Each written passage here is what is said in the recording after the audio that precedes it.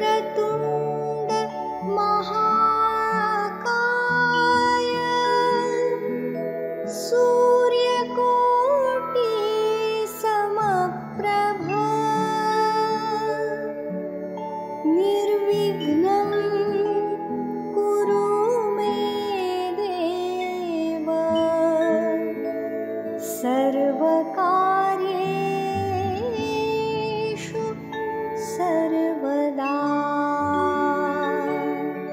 नमस्कार, अप्पांच्या गप्पामध्ये तुमचं स्वागत आहे।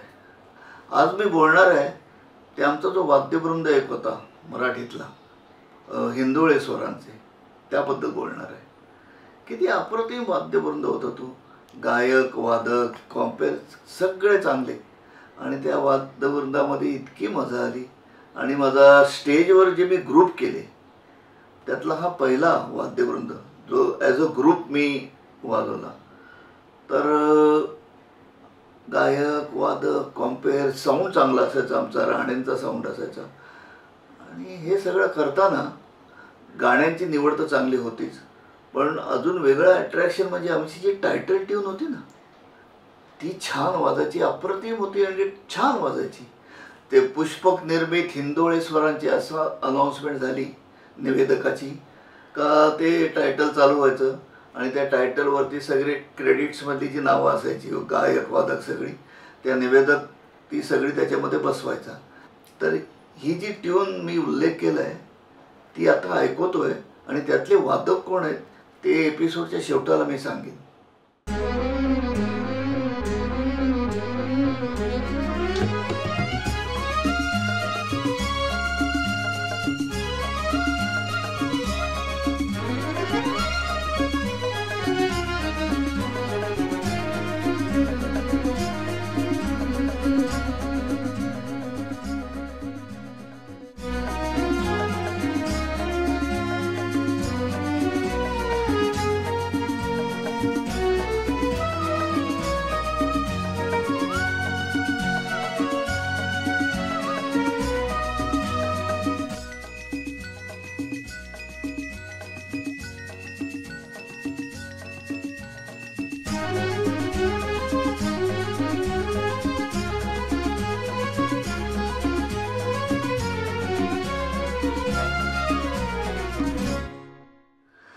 तर ही ट्यून तुम्ही ऐकलीत ना आता, त्याची सुरावट एका प्रसिद्ध गाण्यावरनं घेतलेली आहे आणि प्रेक्षकांना ती कुठली आहे ते समजलंच असेल।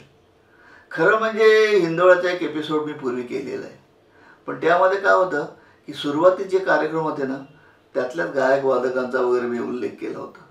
पण नंतरच्या काळामध्ये काही लोक ॲड झाले, काही लोक ग्रुपमधनं प्रोग्राममधनं गेले, आणि त्यासाठीच त्यांची नावं सांगण्यासाठी मी हा एपिसोड करतो आहे। प्रथम मला आठवत होतं आमचा मित्र आनंद बिरजे।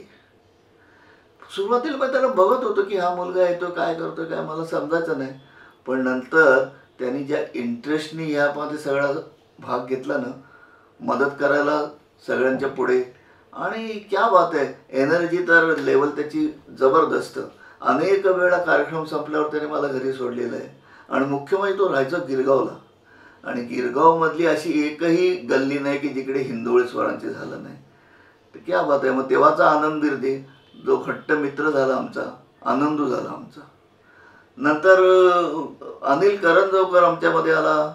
एक अनिल तो ऑलरेडी होता, अनिल गोसावी, मग अनिल करंजवकर आला।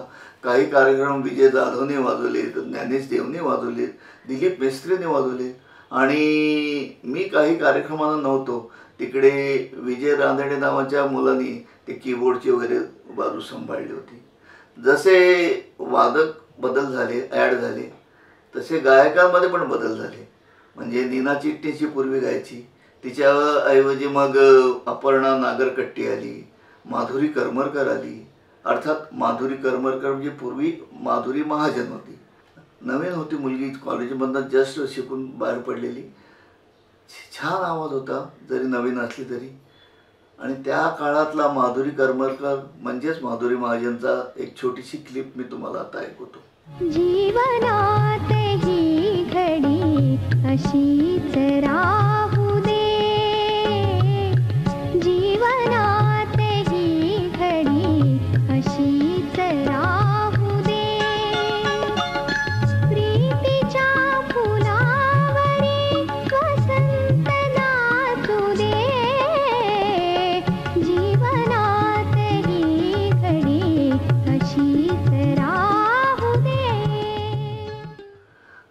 ऐकला माधुरीचा आवाज? तेव्हाचं जे मॅच्युरिटी नव्हती आणि आताची मॅच्युअर्ड माधुरी तुम्ही ऐकता, क्या बात आहे. तर या मॅच्युअर्ड माधुरीचा बाईट आता ऐकूया, तिच्या भावना ऐकूया. नमस्कार रसिक हो, मी माधुरी करमरकर. आज आपल्याशी माझ्या अत्यंत आवडत्या विषयाबद्दल बोलणार आहे. खूप वर्षापूर्वी मी जिथे राहते त्या विजयनगर चंद्रशेखर सोसायटीमध्ये गणेशोत्सव मंडळाने एक बाहेरचा कार्यक्रम बोलवायचं ठरवलं, ज्याचं नाव होतं हिंदोळे स्वरांचे. व्यावसायिक वाद्यवृंद होता त्या काळातला, अत्यंत गाजलेला असा. आणि हिंदोळेच्या आयोजकांकडून आम्हाला असं सांगण्यात आलं की तुमच्यापैकी 2-3 जणांनी या, आमचा दादरला शिवाजी मंदिरला कार्यक्रम आहे, तिथे या आणि तुमच्या ऑडियन्ससाठी आम्हाला काही सजेशन्स असल्या, काही सूचना असल्या तर सांगा. त्याप्रमाणे आम्हाला मंडळाने पासेस दिले, कारण आमचा इथे एक स्वरगंधार या नावाने गाण्याचा ग्रुप होता. हौशी कार्यक्रम आम्ही करत होतो.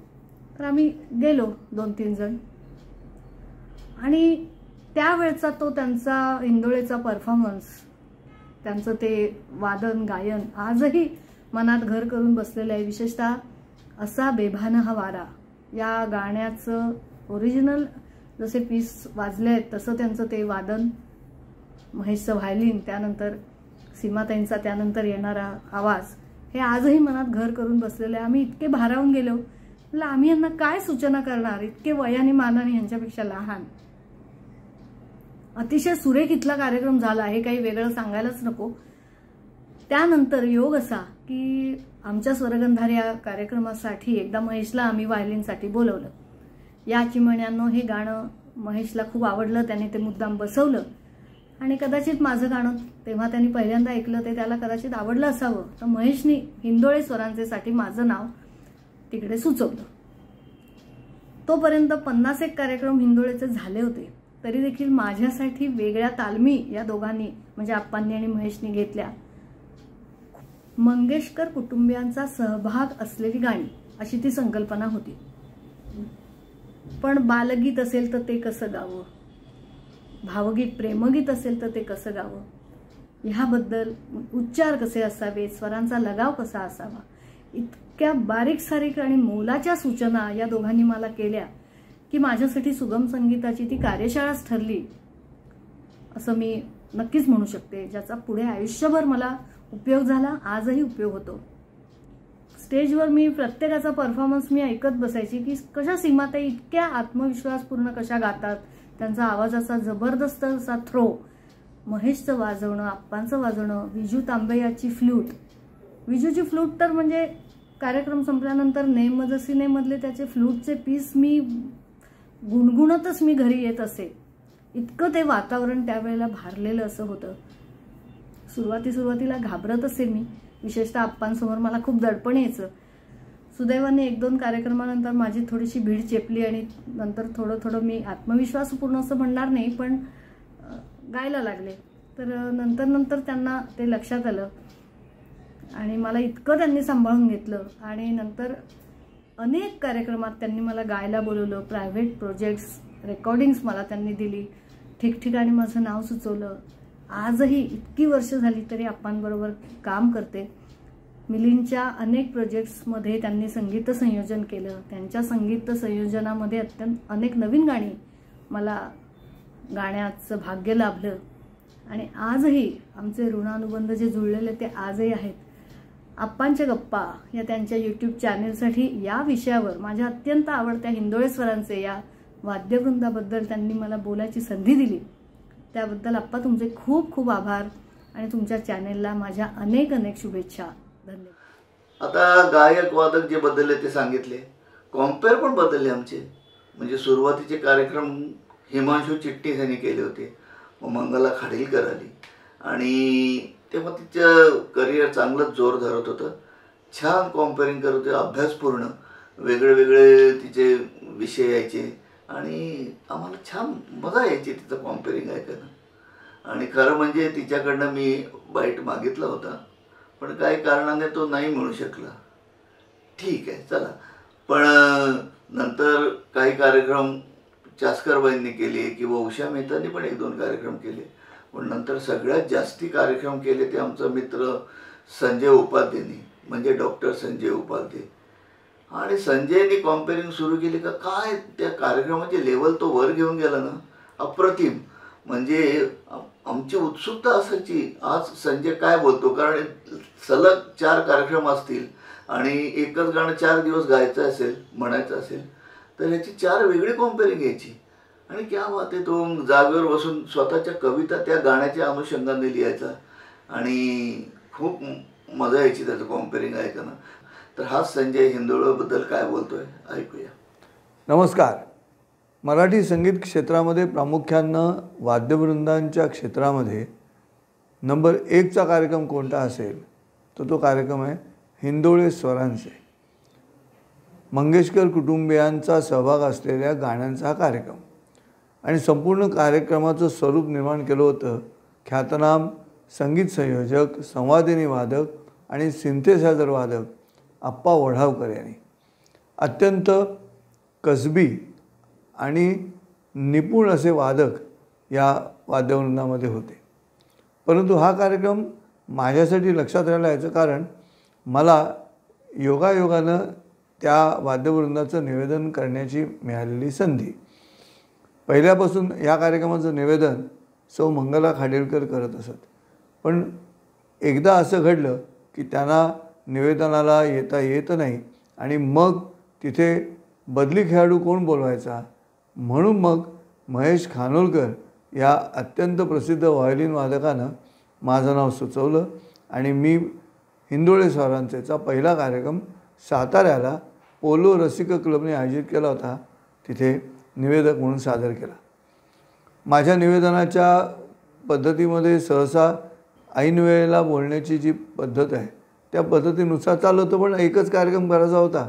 मी काही फार मेहनत न घेता तो कार्यक्रम सादर केला. परंतु त्यातला जो मार्मिक मतांचा प्रवाह माझ्या निवेदनामधला सहज येत राहिला आणि त्याचा परिणाम असा झाला की वाद्यवृंदामध्ये वादकांची करमणूक होण्याचं काम माझ्या निवेदनाच्या माध्यमातून होत राहिलं.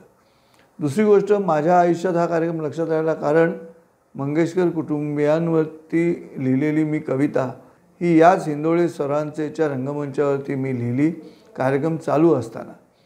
साहित्य संघ मंदिर गिरगाव इथे कार्यक्रम झाला आणि लगेच पुढचा कार्यक्रम जवळच्याच गिरगावातल्या वाडीत होता आणि महापौर आले होते त्या कार्यक्रमाला साहित्य संघातल्या आणि त्यांना इतका आवडला कार्यक्रम की ते म्हणाले मी आज रात्रीच्या कार्यक्रमाला परत येतो. आता परत येतो म्हटल्यानंतर गाणी तर बदलता येत नाहीत, पण मग काय करायचं, पुन्हा आल्यानंतर काहीतरी नवीन सादर झालं पाहिजे. म्हणून आनंद बिर्जेंनी जो व्यवस्थापक होता या हिंदोळे स्वरांचेचा सरळ महापौरांना सांगितलं की तुम्हाला गाणी तीच ऐकायला मिळतील पण निवेदन मी नवीन देतो. मला थोडा रागही आला की तू कोण सांगणारा परस्पर की निवेदन नवीन देतो म्हणून, कारण मला बोलायचं आहे. पण श्रोतेहो, ब्लेसिंग इन डिस्गाईज म्हणतात तसं आहे की मला त्या जबरदस्तीमुळे स्टेजवरती पहिलं गाणं जयस्तुते श्री मनमंगले झाल्यावर मंगेशकर कुटुंबियांवरची कविता मी लिहिली, जी कविता मला प्रत्यक्ष भारतरत्न लता मंगेशकर यांना सादर करता आली आणि म्हणून मला हा कार्यक्रम जास्त लक्षात राहतो. अनेक कार्यक्रम केले मी हिंदोळे स्वरांचे, पण या कवितेमुळे मात्र तो कार्यक्रम माझ्या कायमचा लक्षात राहिला. ती कविता अशी आहे, ती मी आता सादर करतो. लता नावाचे आकाश जणू शारदेचा भास, आशा नावाची लहर जणू मंगेशाचा ध्यास. लता नावाचे आकाश, उषा नावाची पहाट, लोकसंगीताचा थाट. मीना नावाचा तरंग रंगे कोवळ्या मनात. मीना नावाचा तरंग दीनानाथांचे हृदय, माई बोलीची ती लय. पाची भावंडांचे गाणे साऱ्या जगाला सवय, पाची भावंडांचे गाणे. आणि एखाद्या माणसाला लागलेली सवय जेव्हा समाजाला लागते तेव्हा परंपरा निर्माण होते आणि तीच सवय साऱ्या राष्ट्राला लागते तेव्हा संस्कृती निर्माण होते. आम्हाला मंगेशकर नावाची संगीत संस्कृतीच मिळालेली आहे आणि याचं खरं कारण असं आहे, असं म्हणतात की जंगलामध्ये वृक्ष वेलींना आधार देतात, परंतु भारतीय संगीत वृक्षाला एका लतेनं आधार दिला आणि श्रोतेहो हे शक्य झालं. याचं कारण जो मंगेश आहे, परमेश्वर आहे मंगेशकरांचा, तो त्यांच्या पुढ्यातही आहे आणि मागेही आहे. ऐकूया आपण गाणं, मागे उभा मंगेश पुढे उभा मंगेशा. श्रोते, असं मी निवेदन केलं, भरपूर टाळ्या वाजल्या. परंतु आप्पांच्या गप्पा या कार्यक्रमामध्ये जेव्हा आप्पाने मला सांगितलं की संजय, तुझी काही आठवण निवेदक म्हणून हिंदोळे स्वरांची सांग, तर मला हीच आठवण तुम्हाला सांगावीशी वाटली. असो, नमस्कार. तर असा हिंदोळे माझ्या करिअरमध्ये याचा खूप मोठा चांगला भाग आहे. कारण जसं मी इतरांना सांगत गेलो नवीन असल्यामुळे, तसं त्यांच्याकडनं पण मला कळत नकळत खूप छान काही गोष्टी मिळत गेल्या. तर क्या बात आहे. आणि आता मी पूर्वी सांगितलं होतं की जी टायटल ट्यून तुम्ही ऐकली ना, त्यातले वादक कोण, तर तबला वाजवला आहे अविनाश मयेकरनी, कोंगो आणि सायडोजम वाजवले अनिल करंजवकर, गिटार वाजवले प्रताप गावडेनी, हार्मोनियम नीला सोहनी, बासरी विजय तांबे, अनिल गोसावीची पुतणी आरती आणि व्हायोलिन महेश खानोलकर. आणि हा जो व्हिडिओ आहे सगळा त्या टायटलचा, तो महेशने अगदी प्रेमाने करून दिला आहे आणि तो मला त्यांनी कॉम्प्लिमेंटरी म्हणून दिला आहे. तर आज ह्या सर्व माझ्या मित्रांचे मी खूप खूप आभार मानतो. तर आता एंडला जाताना किंवा शेवटाला जाताना ती ट्यून पुन्हा ऐकूया. तुम्हाला एपिसोड आवडला तर लाईक करा, शेअर करा, कॉमेंट करा आणि चॅनल माझा सबस्क्राईब करा. धन्यवाद. वंदे मातरम.